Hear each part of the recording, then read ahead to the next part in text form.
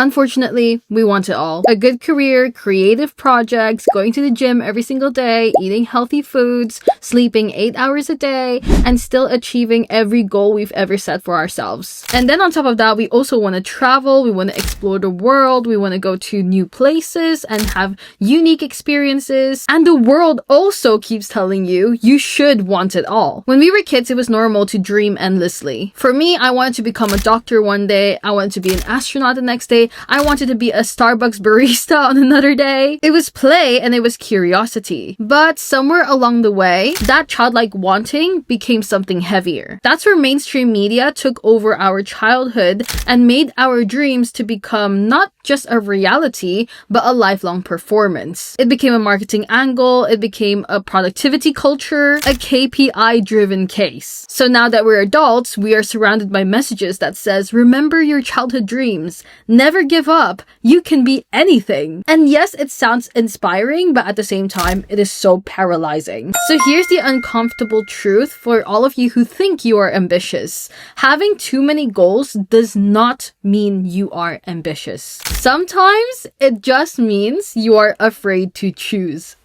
I know, I said it. Because when you choose one, it means that you're letting go of your other dreams. And that is obviously terrifying for someone who wants everything. And the feeling that you get, it feels like you're killing the person you could have been if you had chosen a different path. But what actually happens is, the more directions you try to run in, the less distance you actually cover. And soon, the excitement that motivated you in the first place actually becomes your downfall. Because it turns into guilt. And you start to think, why am I not making any progress? Maybe I'm just not good enough. But that's obviously not true. You are not falling behind because you lack ambition, because clearly you are ambitious, but you are failing because you're spreading yourself too thinly. Too many goals can create micro failures. It's that feeling of being 10% done with everything and 0% proud of anything. Now, I will admit, I have fallen into this propaganda as well. Obviously. When I was in high school, I did so many things. I was representing my country in the Global Youth Eco-Leadership Summit in South Korea, invited by Samsung Engineering. I represented my country in New Zealand. I represented my school in Model UNs. I was running my own foundation, doing my own side business, trying to start a YouTube channel, while also trying to get good grades. The propaganda of doing it all, of never giving up, that was fed into me in every aspect of my life. And honestly, it makes me feel good because it makes me feel productive to collect goals. It feels exciting to start new projects, especially if it's something that you're interested in, but it's still like in that learning aspect. It is so fun to do. But what we rarely ask ourselves is, do I actually want this? Or do I just like the idea of wanting this? It's that feeling of like you seeing someone make aesthetic notes and you feel like, ooh, I want to make my own aesthetic notes. But then you sit there and you're like, actually, why do I want to make aesthetic notes? Is it because it looks pretty and that's it? Because obviously it is. Like, why else would you make aesthetic notes?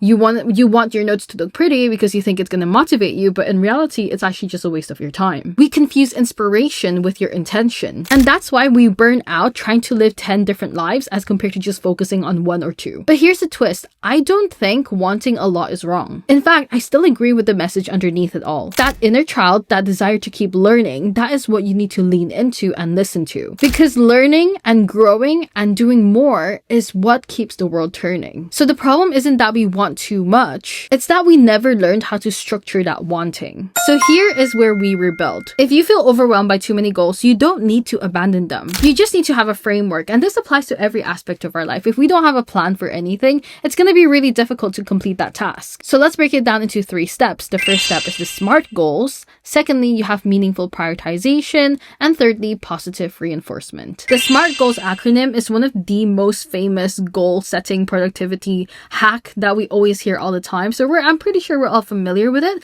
but just in case we're not, S stands for specific, M is for measurable, A for achievable, R for relevant, and T for time-bound.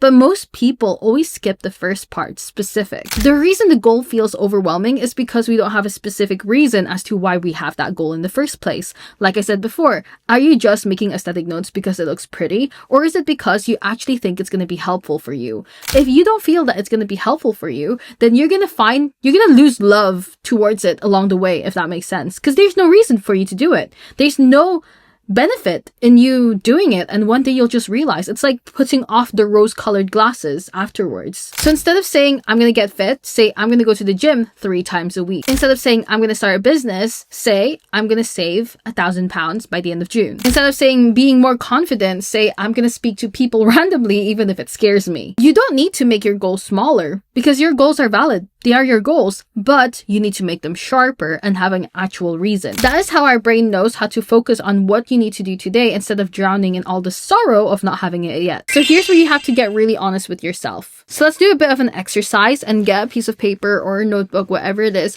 and just write down what goals you have right now. What do you want to achieve? This is probably the hardest part because I did this with my boyfriend. I sat down, I talked about what goals I wanted, and I'm not gonna lie, a lot of them sound super unrealistic. It's to the point of like, I want a private jet, but like, everybody wants a private jet. Why do I want a private jet kind of thing, you know? So you have to really sit there with yourself and ask yourself, what is my goal and why do I have this goal? Once you write down every single one of your goals, then you're going to be nitpicky with it. Out of all of the goals that you have, your dream job, your side hustle, your fitness plan, your online course, travel bucket list, which one feels the most connected to who you are right now? Not who you used to be, not the future you, but who you are right now. That goal, the one that aligns with you right now, is the one that will serve you the most, because that is the goal that will give you energy instead of anxiety. If you're constantly thinking about what you can do for the future you will always be filled with anxiety, because anxiety is the fear of the unknown, and because you don't know what's going to happen in the future, you're going to be scared of it. So that goal is the one that deserves your time, and that is because meaning fuels consistency.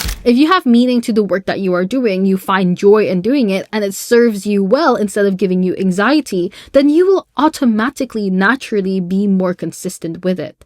Now, obviously, because times change and you change, your goals are going to change along the way as well. That is when you can incorporate all the other goals that you have for the future, of your past, whatever it is. That's when you can incorporate those. It doesn't mean you have to let them go completely. It just means you're putting them on the shelf for now and then going with a different goal that serves you now so that you can build yourself better until you are ready to do the newer goals, the ones for your future. Now, I don't know if you guys have been through this, but I have been through this where I'm constantly like, how do I know I am doing the right thing? And I've been through therapy in this for a long time, and I'm still in therapy right now, where I don't actually know what's right for me and what's not. And I always hear about alignment and the feeling of alignment. I think a lot of people confuse the feeling of alignment with excitement, or excitement with alignment. Excitement can be alignment where you know for a fact that this is the right thing for you, but it's not always, because alignment should feel calmer. It should feel like you are home, like you're grounded, like you just know internally that this is right for you. It's that quiet click in your brain when you realize, yeah, this actually matters to me. Like you sit there and you're doing something. For example, you are reading a new book about economics and you're like, you know what? This is super exciting. I actually want to learn more about this. Not because you're like, ooh, I want to learn more about it, but like, this feels right to learn. It makes sense in my head. And I think like you just know, you just have that feeling. I don't know how to describe it, but you just have that feeling in your stomach.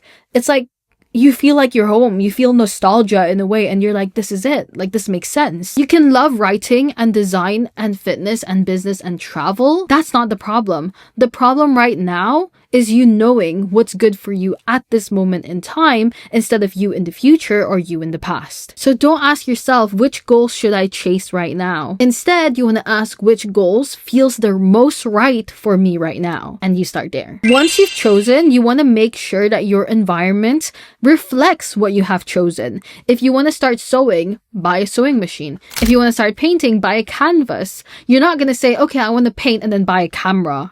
Go into it, lean into it, make a mood board of your goal. Create a visual that reminds you of why this excited you in the first place and why it made you feel aligned. Joining a community always helps with that, because when you have a community doing the same thing, it makes you more inspired to do things because you see how they think, especially if they've been there for a lot longer than you have in the field that you want to go into.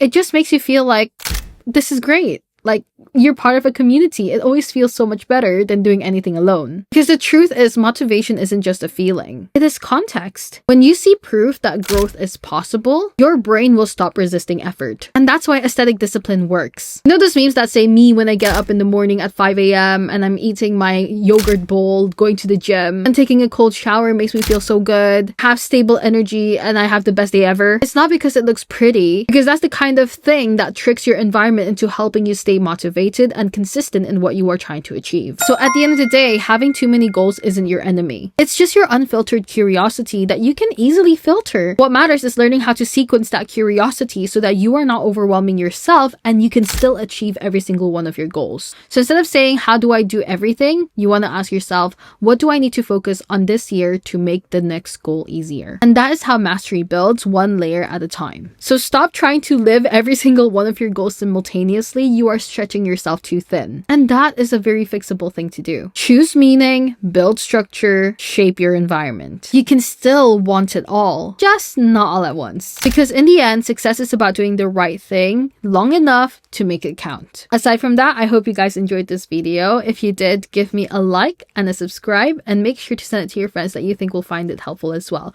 Before you go, make sure you let me know what your goals are, and I'd be very interested to see that because I want to know if any of your goals align with mine and we can create a community about it together. Aside from that, thanks guys. Bye!